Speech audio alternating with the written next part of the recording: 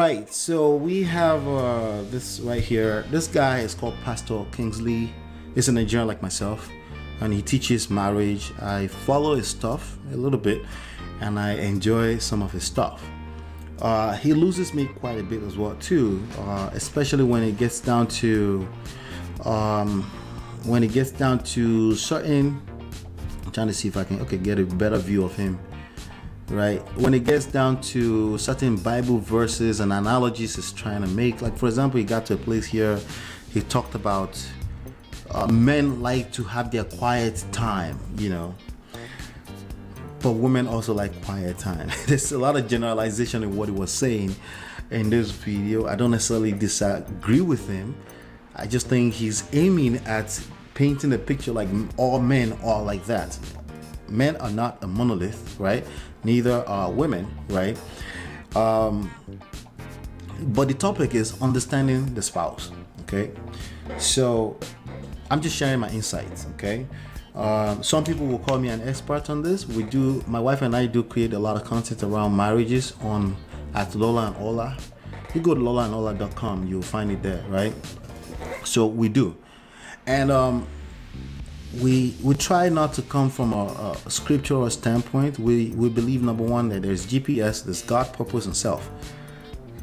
When we say God, we're not talking about some strange alien on a different planet somewhere. We're talking about the God in you, which is a spirit. We're talking about your higher self, a higher portion of you, right?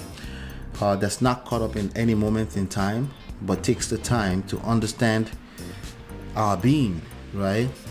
Starting with self, right? So we have God, purpose, self, GPS, right? That's what we use.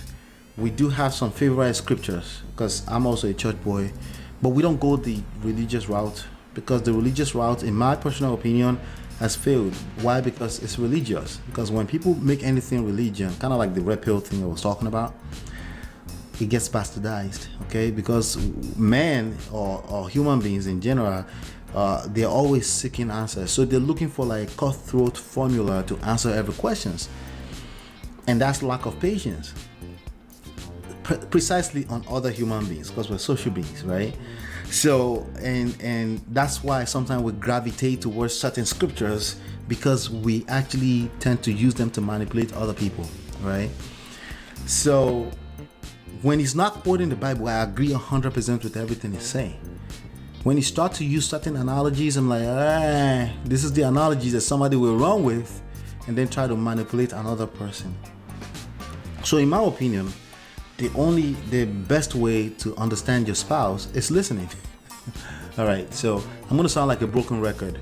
When I say listen, I'm not saying just hearing what they're saying and being quiet. I'm not talking about simping to them, okay?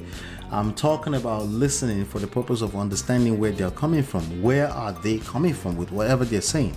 You get caught up in an argument like the rest of us. That happens sometimes. What I always tell men is avoid argument with your lady.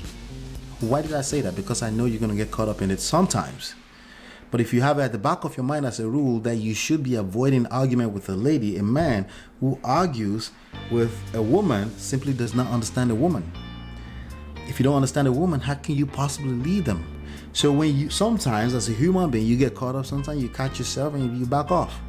And then when you back off, you lean in with your listening ears to understand where they're coming from. Not to respond, not to manipulate them, to understand where they're coming from without a need to want to respond in that moment in time. Take time to process what they're trying to tell you. Excuse yourself, I hear you. Let me process that. I hear what you're trying to say.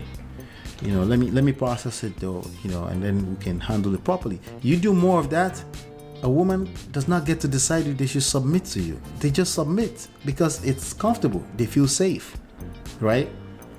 It doesn't matter if you're 19 years old, you're dealing with an 18 years old, or if you're 50 years old dealing with a 35 years old. It's the same thing. What plays the difference is the fact that, yes, you have to be extremely patient, extreme patience, infinite patience. Where does infinite patience come from? Because you're a king. You don't really need another person to validate you.